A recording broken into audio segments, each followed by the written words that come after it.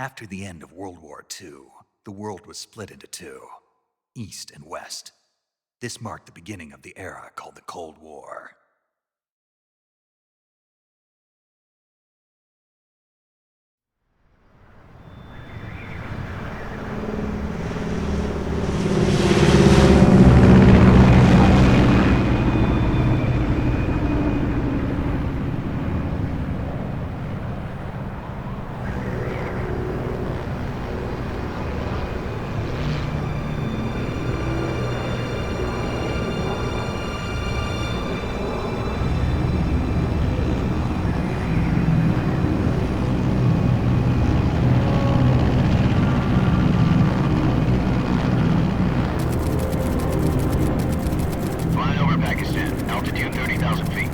Approaching Soviet airspace. 20 minutes to drop off. Commencing internal depressurization. Equipment check. Arm main parachute. All right. You ready to go? Drop zone still showing a high pressure mass. Cav okay. Good. We've got high visibility.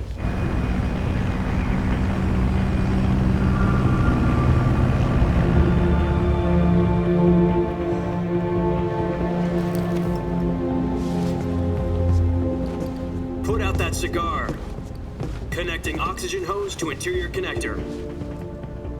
Put on your mask.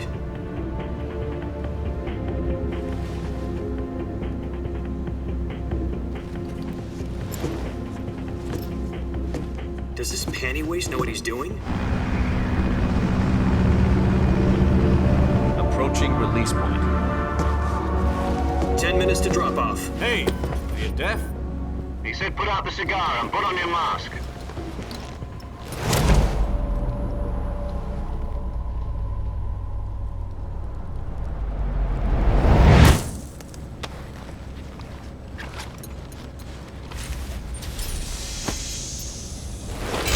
Depressurization complete. Checking oxygen supply. 6 minutes to drop off. Opening rear hatch.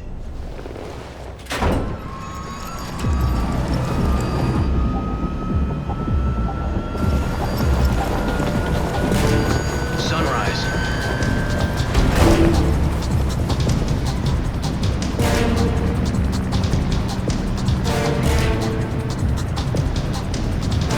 External temperature minus 46 degrees Celsius. 2 minutes to drop off. Stand up. You'll be falling at 130 miles per hour. Try not to get frostbite from the wind chill. 1 minute to drop off. Move to the rear. Activate the air bottle. This is one for the history books. The world's first halo jump. 10 seconds to drop off. Stand by. Status okay. All green. Prepare for drop-off. Countdown. 5, 4, 3, 2, 1. Spread your wings And fly. God be with you.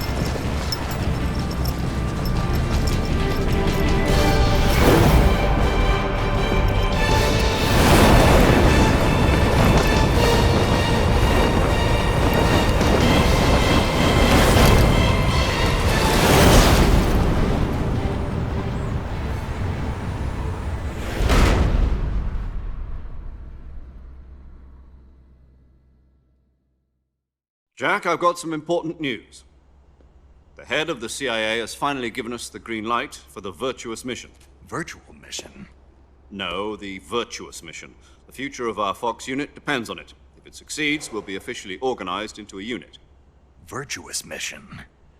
Sounds like some kind of initiation ritual. You know, don't get cocky. This isn't a training op. Right. So what exactly is this wonderful mission? Well, about 2 years ago, a certain Soviet scientist requested asylum in the West through one of our moles. His name is Nikolai Stepanovich Sokolov.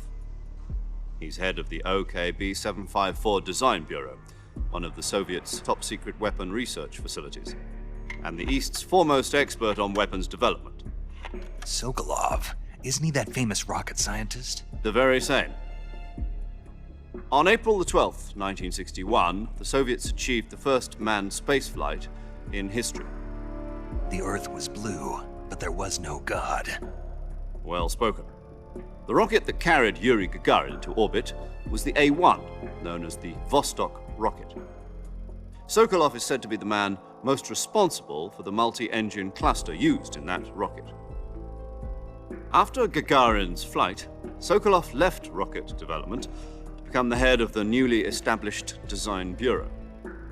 From a lowly technician to head of a design bureau, that's quite a success story, so why'd he want to defect? It seems he'd become afraid of his own creations. Afraid? Call it a crisis of conscience. And for that, he left his country and his family behind and went over the fence? Not exactly. One of his conditions was that his family was also to be taken safely to the west. We used a mole to get the family out first and succeeded in sneaking Sokolov over the Berlin Wall shortly afterwards. I was the one who conducted the operation. The security on the eastern side was still full of holes back then. Then what? We got Sokolov over in one piece, but the whole ordeal had left him exhausted, and we checked him into a hospital in West Berlin. It took him 2 weeks and more than 600 miles to get from the research facility in the Soviet Union to Berlin. He was in no condition to say anything coherent. And it was only a week later that we had something much bigger on our hands. The Cuban Missile Crisis. October the 16th, 1962, President Kennedy received word that the Soviets were in the process of deploying intermediate-range ballistic missiles in Cuba. The President demanded that the Soviets dismantle and remove the missiles. At the same time, he announced a naval blockade to prevent further missile shipments from reaching Cuba. But the Soviets didn't back down, instead placing their armed forces on secondary alert. Soviet transport ships carrying missiles continued on course towards Cuba. US and Soviet forces went on alert for an all-out nuclear war. Frantic negotiations were conducted through the UN's Emergency Security Council and unofficial channels to end the hair-trigger standoff. Finally, on October the 28th, the Soviet Union agreed to remove its missiles from Cuba, and so the world avoided a nuclear holocaust. But in order to get the Soviets to pull their missiles out, we had to make a deal. You mean the one where the US agreed to remove its IRBMs from Turkey? No. The Jupiter IRBMs deployed in Turkey were obsolete, and we were going to get rid of them anyway. They had no strategic value whatsoever to either the US or the Russians. The Turkey deal was a ruse, a cover story that was fed to the other intelligence agencies around the world. So what did the Russians really want? Sokolov. They wanted us to return Sokolov. You mean the Soviets pulled out of Cuba just to get their hands on Sokolov? That's right. What the hell was he working on? At the time, we had no idea. We were running out of time. It was either give up Sokolov or risk full-scale nuclear war. In the end, we had no choice. President Kennedy gave in to Khrushchev's demand. The next day, I got Sokolov out of the hospital, handing him over to agents on the eastern side. Sokolov kept on screaming, "Save me," until he disappeared from my sight. Then a month ago, we received some new information from one of our moles. About Sokolov? Yes. He was taken back to the research facility and forced to continue working on the weapon in question under KGB supervision. What's more, it's on the verge of completion. So what kind of weapon is it? Something to do with space rockets? No, missiles. Same technology. I guess you're right. We don't know the details, but it appears to be a new kind of nuclear device. For half a year now, the Soviets have been conducting frequent nuclear tests at Semipalatinsk. Something to do with the weapon, I assume. We're talking about a secret weapon so big that Khrushchev was ready to pull out of Cuba to get it back. Is Sokolov still in the facility? No. According to our intelligence, he's in Selinoyarsk, a place in the mountains about 3 miles to the west that's known as the Virgin Cliffs. The Virgin Cliffs. Nice name for a virtuous mission. They moved him there just recently. Why? Apparently, they're conducting a field test of the weapon, but it's our best chance to get him back. This mission would never have been possible if he was still in the research facility. This is our last chance. Sokolov must have known that too when he contacted us.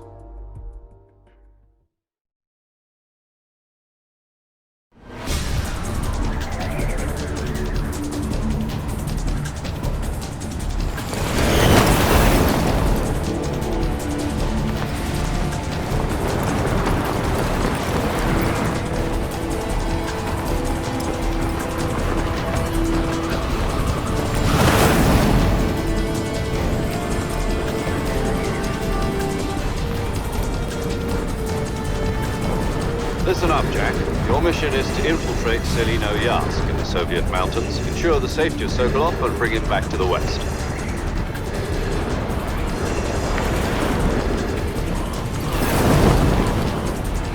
If we don't get Sokolov back before that weapon is complete, we'll be facing a major crisis.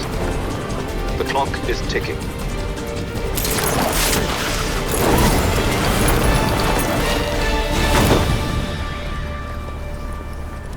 Once we've confirmed the rescue of Sokolov, stand by at the recovery point. A recovery balloon will be dropped at that point.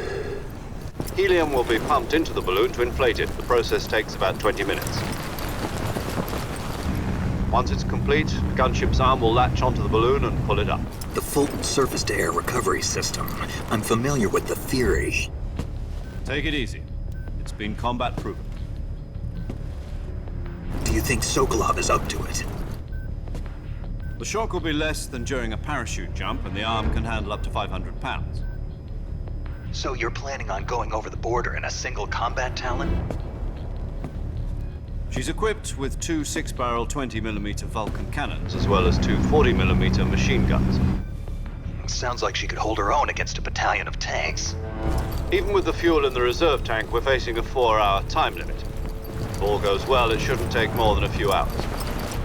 Home in time for dinner. But if anything goes wrong, you'll be eating dinner, breakfast, and all the rest of your meals in the jungle.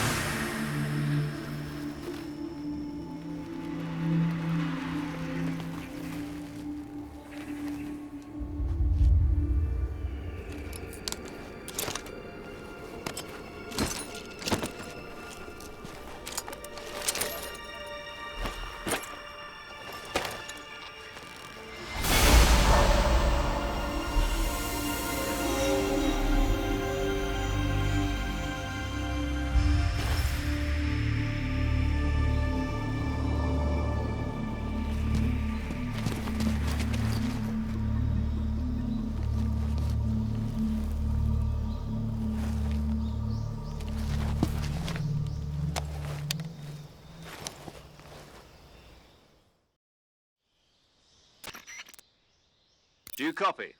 You're already in enemy territory, and somebody might be listening in. From here on out, we'll be using code names to refer to each other. Your code name for this mission will be Naked Snake. I'll be referring to you as Snake from now on. You're not to mention your real name. Snake? Oh, you don't like snakes? What do you mean? Well, you've eaten one before, haven't you? In survival training? I'm glad to hear that. I don't know if I'd ever order one in a restaurant, but... Be careful, you might not have a choice. What about you, Major? What should I call you? Let's see. I'll be Tom. Call me Major Tom. This will be a sneaking mission. You must not be seen by the enemy. You must leave no trace of your presence. Is that clear? This kind of infiltration is the Fox unit's speciality. In other words, weapons and equipment are procured on site. That goes for food as well. You're completely naked, just as your name implies. Great. Now I see why you asked me if I like snakes. I suppose calling me Snake was your idea of a joke, too. No. There's a good reason for that. I'll tell you later when the time is right. Gotcha. Getting back to the subject, how exactly am I supposed to feed myself? You've been issued a knife and a tranquilizer gun. Use them to hunt for food. You'll also find some medical supplies in your backpack. Yeah, about the backpack. I lost it in a tree on the way down. I see. Well, you'd better go back and get it then. You know where it is? No problem. I can see it from here. It's stuck on a branch. To climb a tree, stand in front of a tree that's covered in ivy and press the action button. I'll be monitoring your progress over the radio. We can't risk violating Soviet airspace, but I'll be in the gunship. My frequency is 140.85. I'll give you a call if I need to talk to you. If you need to talk to me, use the send function. Okay, Snake, go get your backpack.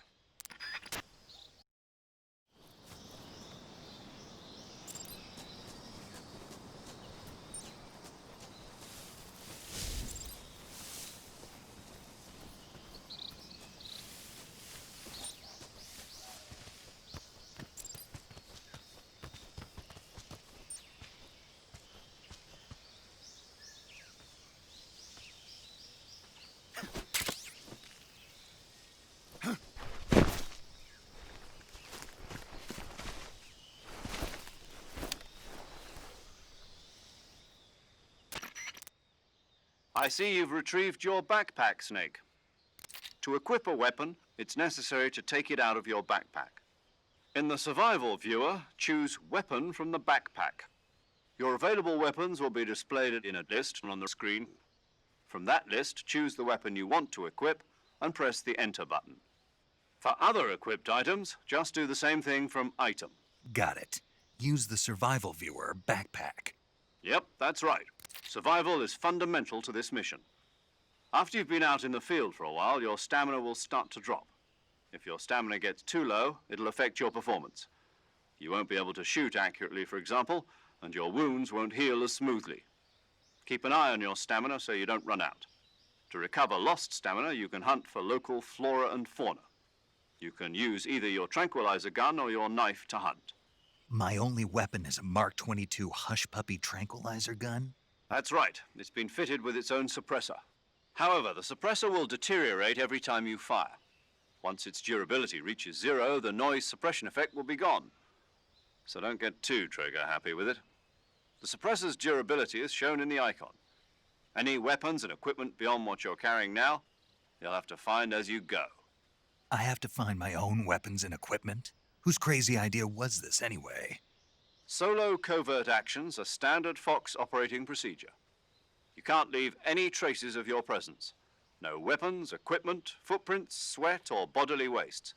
The same goes for bullets and cartridges, too. Your presence in enemy territory is already a violation of international conventions of warfare.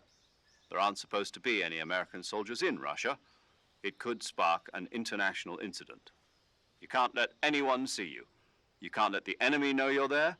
This is a stealth mission. You're a ghost, Snake, in every sense of the word. And there'll be no rescue if you're captured. The military and US government will deny any involvement in the affair. Then I'll just have to take care of myself, huh? I'm afraid so. You've been given a fake death pill for that purpose. SIS guidelines stipulate that soldiers on covert ops like this one be issued a potassium cyanide capsule. Tape it to your body so you can take it when you need to. How generous of you. Use it if you're taken prisoner by the enemy. It'll send you into a state of false death for a short time. Fooling them into thinking that I'm really dead. So how do I come back to life? Just take the revival pill. You mean that thing they put in my tooth before the mission? That's the one. But be careful. If you remain in a state of false death for too long, nothing will be able to bring you back. Remember that. I'll keep it in mind. You said this was a solo mission, right? Right. I guess that means I can't count on any reinforcements. Correct. The mission rests entirely in your hands. A real one-man army. Relax. There's a support team ready to back you up over the radio. Who? I'll introduce them to you. This time, survival is of utmost importance. The first member of the support team will be in charge of monitoring your physical condition, acting as a medic, so to speak, as well as recording your mission data. She's a member of FOX as well, and she's here on the gunship with me. She? Hello, Snake. I'm paramedic. Nice to meet you. Paramedic. As in a medic who comes in by parachute. Aren't you going to tell me your real name? Are you going to tell me yours, Mr. Snake? My name, huh? It's John Doe. And they call you Jack for short. You're a regular Captain Nemo. A name means nothing on the battlefield. After a week, no one has a name. What's your name? Jane Doe. Very funny. I wasn't joking, but I'll tell you my name only if you manage to make it back alive. My frequency is 145.73. She's also in charge of recording your mission data. Whenever you want to save, send a message over the reserved save frequency, 140.96. So saving lets me record my mission data. That's right. It also records the state of your health. Good to know. There's one more person I want to introduce you to, Snake. Huh? Speaking of snakes, you remember the boss, don't you? A legendary soldier and your mentor. Actually, it was the boss that got the DCI's authorization in the first place. She's going to be serving as Fox's mission advisor. The boss is? She also helped me plan this mission. She and I were at SAS together. Jack, is that you? How many years has it been? Boss? That's right. It's me. Talk to me. Let me hear your voice. It's been 5 years, 72 days, and 18 hours. You've lost weight. You can tell just by the sound of my voice. Of course I can. I know all about you. Really? Well, I don't know anything about you. What's that supposed to mean? Why'd you disappear on me all of a sudden? I was on a top secret mission. You didn't need me anymore. But there were still so many things I wanted you to teach me. No, I taught you everything you needed to know about fighting techniques. I taught you all I could. The rest you needed to learn on your own. Techniques, sure. But what about how to think like a soldier? How to think like a soldier? I can't teach you that. A soldier needs to be strong in spirit, body, and technique. And the only thing you can learn from someone else is technique. In fact, technique doesn't even matter. What's most important is spirit. Spirit and body are like two sides of a single coin. They're the same thing. I can't teach you how to think. You'll just have to figure it out for yourself. Listen to me, Jack. Just because soldiers are on the same side right now doesn't mean they always will be. Having personal feelings about your comrades is one of the worst sins you can commit. Politics determine who you face on the battlefield. And politics are a living thing. They change along with the times. Yesterday's good might be tomorrow's evil. Is that why you abandoned me? No, it had nothing to do with you. I already told you, Jack. I was on a top secret mission. A soldier has to follow whatever orders he's given. It's not his place to question why. But you're looking for a reason to fight. You're a natural-born fighter, but you're not quite a soldier. A soldier is a political tool, nothing more. That's doubly true if he's a career soldier. Right and wrong have no place in his mission. He has no enemies and no friends. Only the mission. You follow the orders you're given. That's what being a soldier is. I do whatever I have to get the job done. I don't think about politics. That's not the same thing. Sooner or later, your conscience is going to bother you. In the end, you have to choose whether you're going to live as a soldier or just another man with a gun. There's a saying in the Orient, loyalty to the end. Do you know what it means? Being patriotic. It means devoting yourself to your country. I follow the president and the top brass. I'm ready to die for them if necessary. The president and the top brass won't be there forever. Once their terms are up, others will take their place. I follow the will of the leader, no matter who's in charge. People aren't the ones who dictate the missions. Then who does? The times.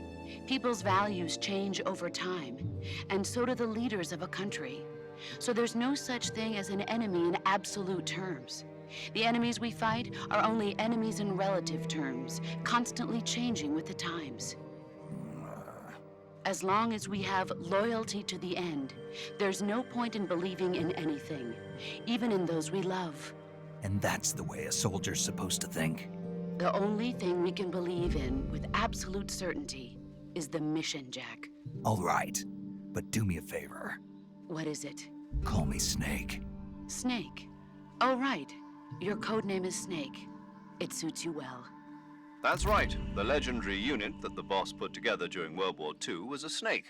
The Cobra unit, a group of heroes that brought the war to an end and saved the world.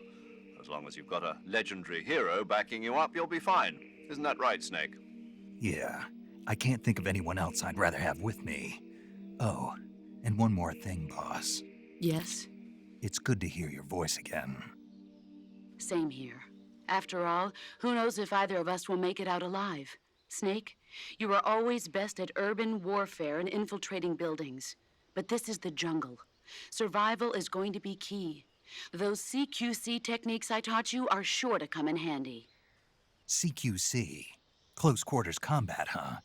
I've been in the Green Berets for the past few years. I'm probably pretty rusty. Not to worry. I'll be here to help you remember. After all, this is your first actual survival mission. I'll be supporting you over the radio. Where are you, boss? Next to the Major? The boss is communicating with us by radio from aboard a Permit-class submarine in the Arctic Ocean. My frequency is 141.80. Call me if you need my advice on battle techniques. Gotcha. Your mission is to retrieve Dr. Sokolov. Dr. Sokolov is being held in an abandoned factory located to the north of your current position. Avoid heavy combat and don't let anyone see you.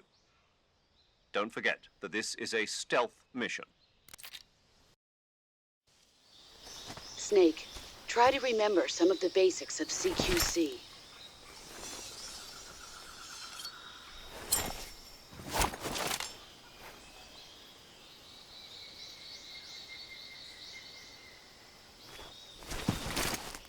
Commencing virtuous mission now.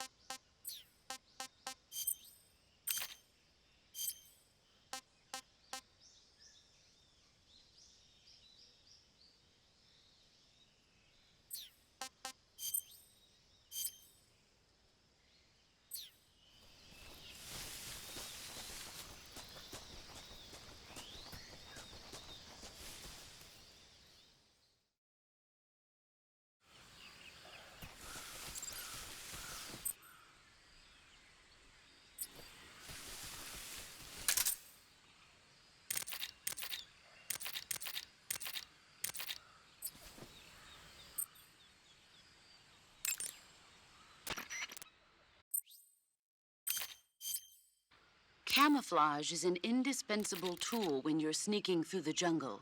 To use camouflage, first press the Survival Viewer button to go to the Survival Viewer. Then select Camouflage and press the Enter button. Select Uniform to select Battle Fatigues, and Face to select Face Paint. Choose battle fatigues that match the surrounding environment. The most effective camouflage is attained by selecting fatigues that blend in with the environment. Camouflage patterns that stand out in your surroundings will attract attention.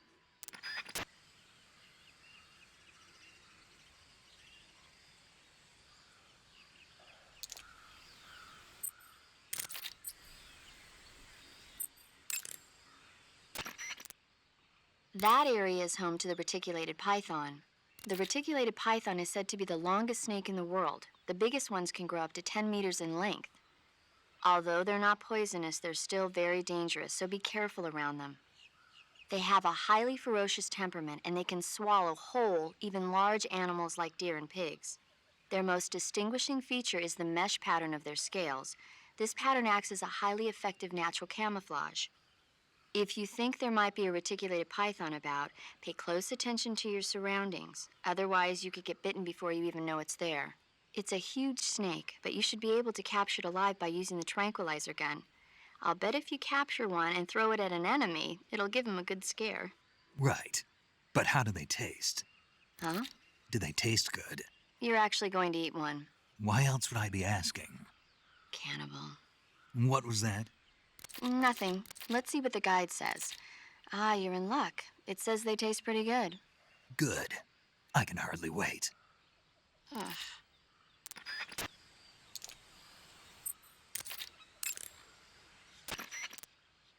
Snake, do you see any tufts of grass?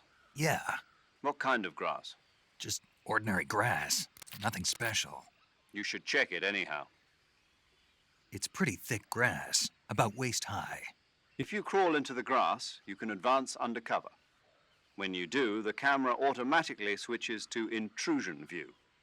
If you want to stand up again, press and hold the crouch button once more. If you press the crouch button briefly, you'll crouch in that spot. This allows you to observe things without blowing your cover. Got it? Yeah, but But what? was that the only reason? What do you mean? You had me check it just so you could tell me that? That's right. Pretty useful, huh? Right. Shall we carry on? By all means. Even when hidden in grass, if you make a noise, your enemies will locate you. When enemies are nearby, move with slight movements of the movement stick.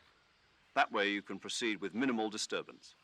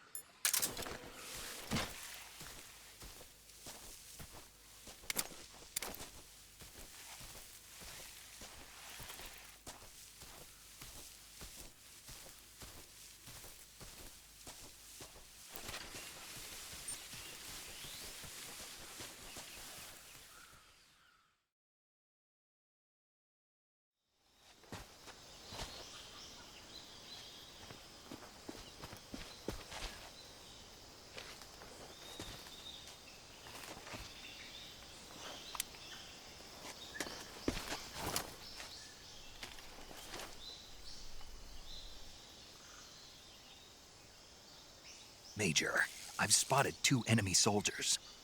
They're probably KGB troops sent to guard Sokolov. AK-47s and grenades.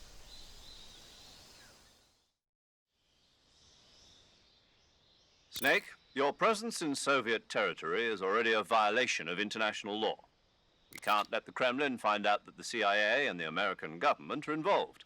Contact with the enemy is strictly prohibited. Don't engage them in battle either. This is a stealth mission. Got that? The Major is right. The point of this mission is to sneak through the jungle without being seen. The success of the mission depends on how well you use your camouflage. Change your camouflage by selecting Camouflage from the Survival Viewer. The Uniform option lets you pick your uniform, while the Face option lets you change your face paint. Choosing camouflage that blends in with your surroundings will help you conceal yourself more effectively. Also, don't forget that anything that moves will stand out in the jungle. If you just stand up and run around like an idiot, you're bound to be spotted. But if you crawl instead, you should be able to sneak by without being noticed. You can see how effective your camouflage is by looking at the Camo Index. The Camo Index shows how well your current camouflage blends in with the surrounding area. The higher the value, the harder you are to spot, and vice versa. The key is to make yourself one with nature. Keep that in mind as you go along, okay?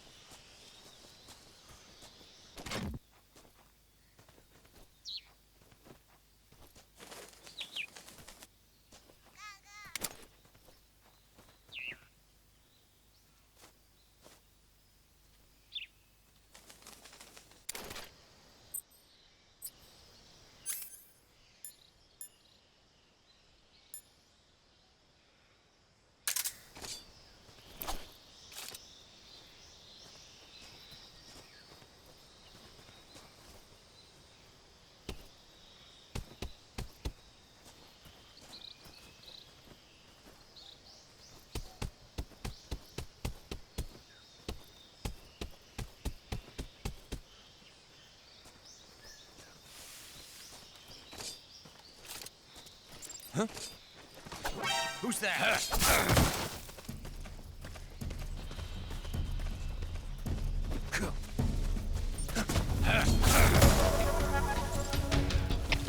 HQ, respond. This is HQ. Patrol here. Enemy sighted. Requesting backup.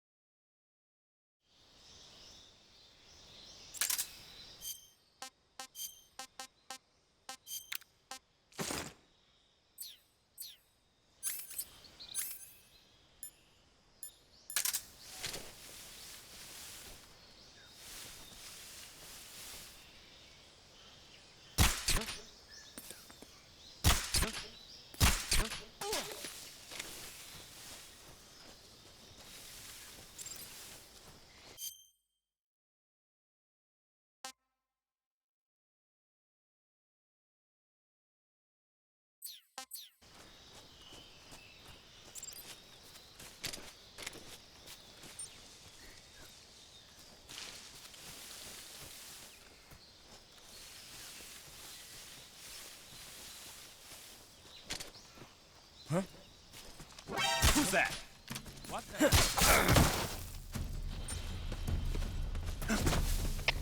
HQ, respond. This is HQ. Patrol here. What's going on? Respond.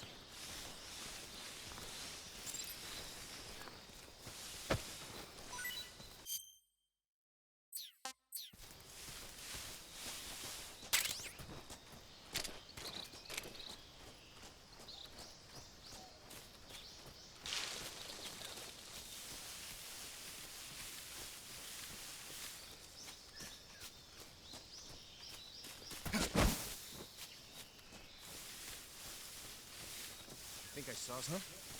Who was that?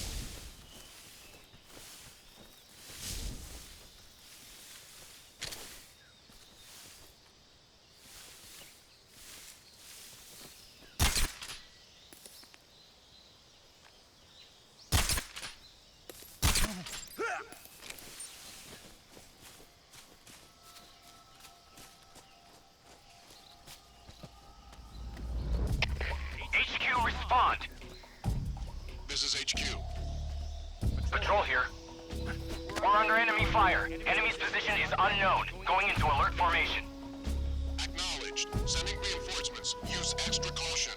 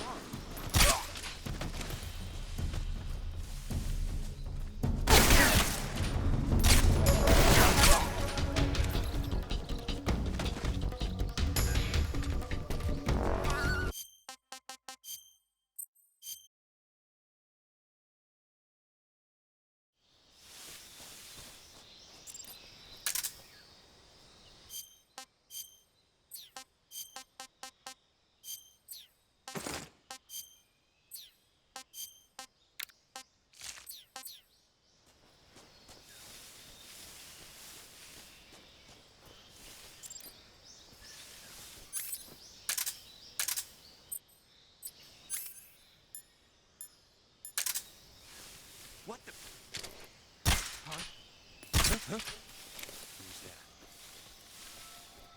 The enemy is close by.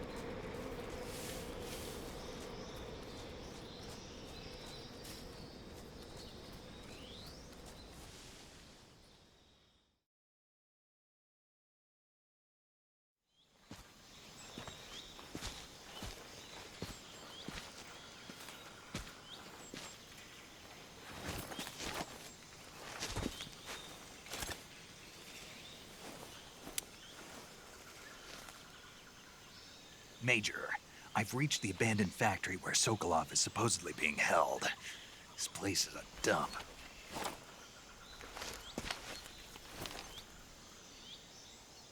I can't see Sokolov from here. The security is pretty tight. There are sentries posted around the perimeter. I wonder how many are inside.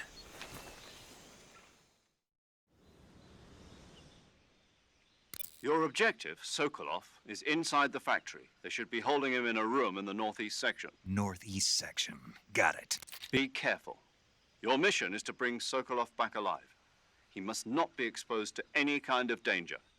Do not approach Sokolov while in the alert phase. Right. Oh, and one more thing, Snake. You mean there's more? No, it's just that when you get to Sokolov, I want you to tell him something from me. And that is? Sorry for being so late. Is that all? Yes. Understood. Beginning my approach to the target.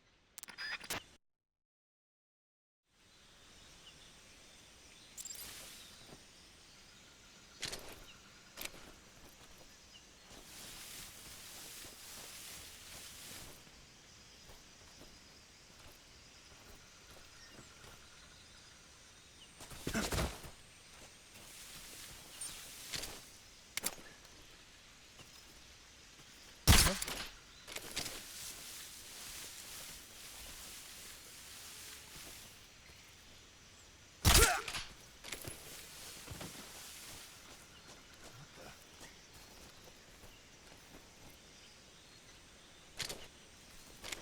Seeing things.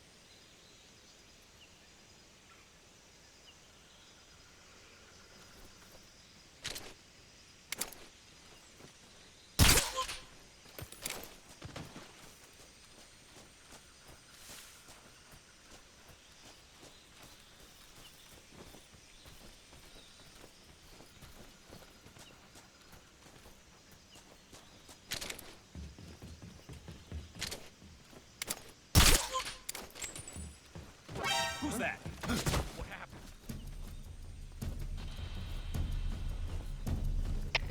HQ, This is HQ. patrol here. Enemy sighted, requesting backup.